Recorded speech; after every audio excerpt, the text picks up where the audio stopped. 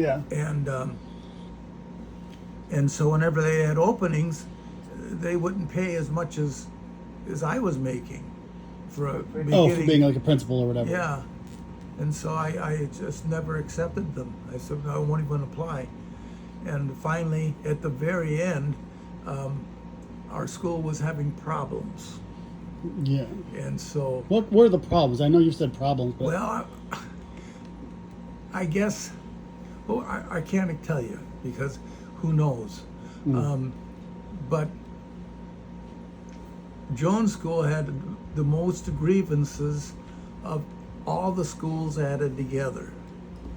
And they asked me to be principal. Came down, the superintendent came out and said, could you be the principal here if we let you keep the same salary you have right now?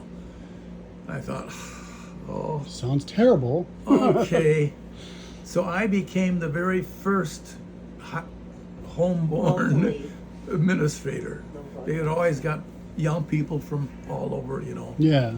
And so what was so great about that is that then, since I did that, they finally started hiring local. And they must, I can't even tell you how many they've hired. Probably. Yeah. And Mr. So they were Watson, normally taking people that had followed your original path, basically gone someplace for else. somewhere else, and then went for their like a master's or whatever, like you were doing for administration, and then Yeah, and then they never hired any local people. Never did.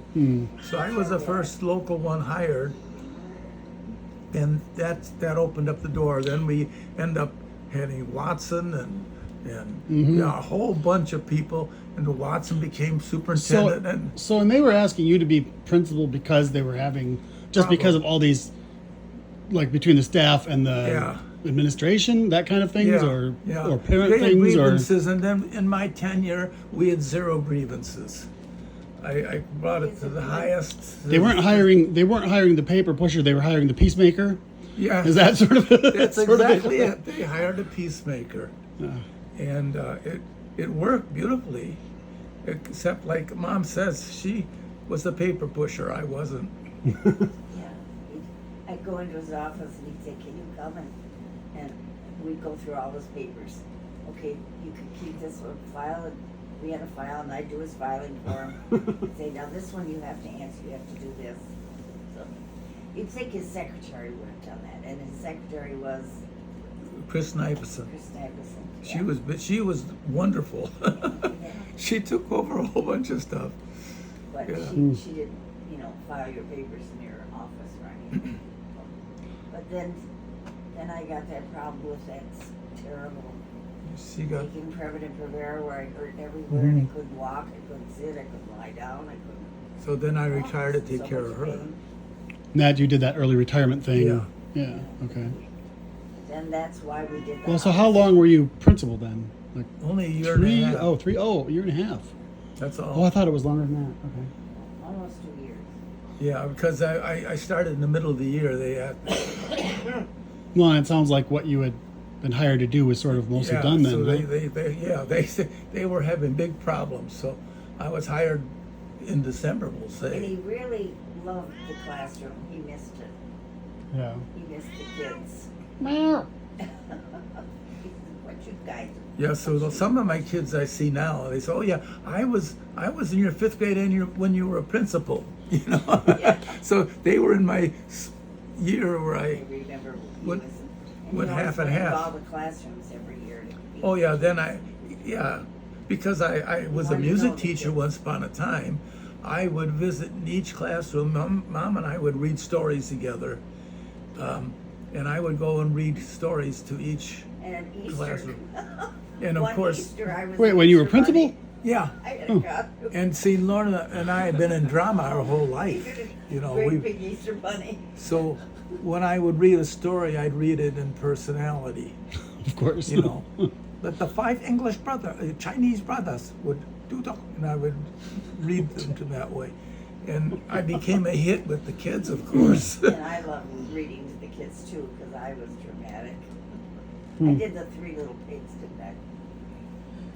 So anyway, we enjoyed each other. Yeah.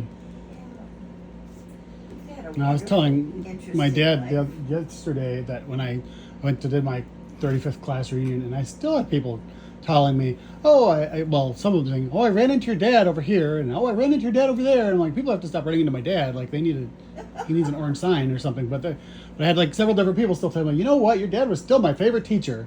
And another one's Really? call him, and then yeah, At your reunion? yeah, and Oh. then like Bill Hoy was like yeah, Mr. B, he was always like the best one, like for sure. And I was hoping I'd see you here today, but I saw him one time at the and whatever, and he talks about whatever it was, and there was one, I forget who it was. There was one girl who had, I think it was Ann Cornell. She had been like, she had gone to college for something completely unrelated and done a career for 20 something years doing the thing, and then decided she was go into teaching, and she was had just finished her second year of teaching something, ninth grade, something, I don't know exactly what it was, and thought it was great. But she's like, and then and your dad, was still my favorite teacher. Like, everyone's still telling me this today.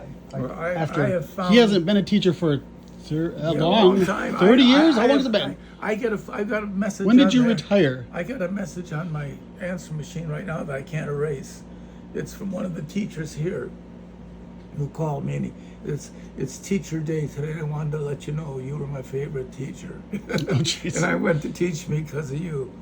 Yeah, I end up having lots of my kids. In fact,